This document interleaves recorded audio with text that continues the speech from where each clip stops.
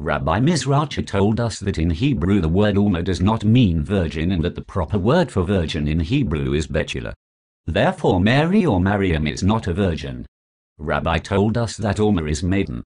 To see if this was indeed true, I went on www.freetranslation.com, and when I typed in maiden it translated it as Betula, the word for virgin in Hebrew. If Alma means maiden, it also means virgin. Rabbi Mizrachi, go to freetranslation.com, do what I did and see for yourself. Now that we have proven that the word Alma means maiden, and maiden means virgin in Hebrew, thus making the Virgin Mary a virgin. The other attack on Christianity made by Rabbi Mizrachi was concerning the book of Acts verse 15 and 16. The verse says, "So Jacob went down into Egypt, and died, he, and our fathers, and were carried over into Shechem, and laid in the sepulchre that Abraham bought for a sum of money of the sons of Mor the father of Shechem." Rabbi asked, how can Jacob be buried in Shechem? The Old Testament says Jacob is buried in Hebron, not in Shechem, and it was Jacob who bought the land from the sons of Eman, not Abraham. Thus Rabbi asked again, how can the New Testament make this mistake? Rabbi failed at reading. In this sentence there are actually two people who died. One is Jacob and the other is unnamed. The unnamed person, we will find out that it is Joseph, the son of Jacob, whom we know died in Shechem from Joshua. Remember, it says were carried over and not was carried over. It implies more than one person died since it is plural. We know that Abraham bought a land where Jacob was buried, but we also know that his son Joseph was buried in Shechem, which Jacob purchased from the sons of Eman. Rabbi, you made a mistake reading the verse. The New Testament is correct and has no mistakes. The third attack on Christianity made by Rabbi Mizrachi was on Matthew and Luke's chronology of Jesus. Rabbi asked, why are they so different from one another? Why so many mistakes in the New Testament? How can the Christians call the New Testament holy when it has so many mistakes? Asked the rabbi. Again, Rabbi Mizrachi, you failed at reading the verse of Luke. The verse clearly states as supposed. The word "as supposed" implies that it is not accurate information, since it is supposed. The purpose of this inaccurate information is to show that people during Jesus' time had made bad supposition on Jesus.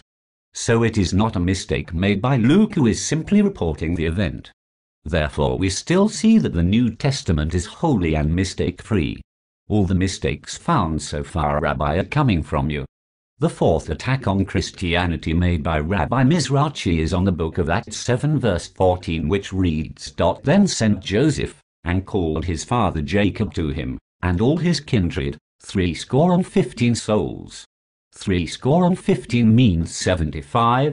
So the rabbi went on YouTube to state that the New Testament is again full of mistakes, because we the Jews know from the Torah that there were only 70 who entered. There is no way they could be 75. Look at the Old Testament, says the rabbi. This has to be a mistake. Again, Rabbi, you failed at reading the verse. The verse in Acts says that Joseph called for his father Jacob and his relatives. Therefore, unlike the Old Testament, this verse excludes Joseph, his wife and kids, since they are already in Egypt, and also because he is the one making the call for his family to come into Egypt.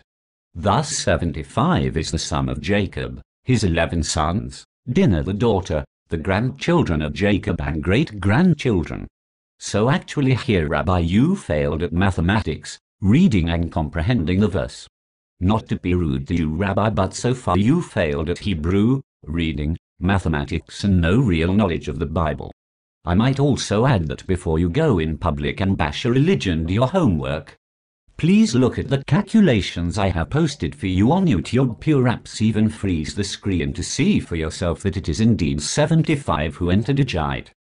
After watching your debate video with the Christian professor and yourself, I learned how not only you were being unfair to the debate by coming up with new rules during the debate, but also it testified how the apostles of Jesus had far better command on the Hebrew language and Old Testament than you current-day Jewish rabbi.